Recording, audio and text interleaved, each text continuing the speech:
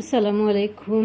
ভালো আছেন সব? আমি আলহামদুলিল্লাহ ভালো আছি। তো দেখো আমি একটা কড়াই বয়াইছি, বয়াইয়া তেল ঘি দিছি একটু, আর এর মাঝে একটু গরম মশলা দিয়ে গরম করিয়া দেখো আমি কিতা নারিকেল কুড়াইয়া নারকেলগুলারে বাড়ারিকে বাজি। আর তো এইগুন তো আমি পিঠা বানাইবার লাগি বাজছি, কিন্তু এর আগেও বাজার পরে এগুন আমরা সবাই খাই লাইছি। পিঠা আর এগুন দিয়ে হয়েছে না, পরে আবার বাচ্চা লইছি, হয়তো আপনার লোক একটু শেয়ার করে গেছে, যেহেতু এগুন বাজছি আমি।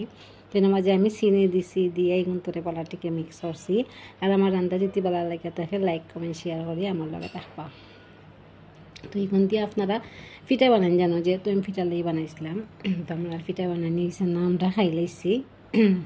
তো দেখো আমার এগুলারে বাড়ারিকে বাজিয়া হচ্ছিয়া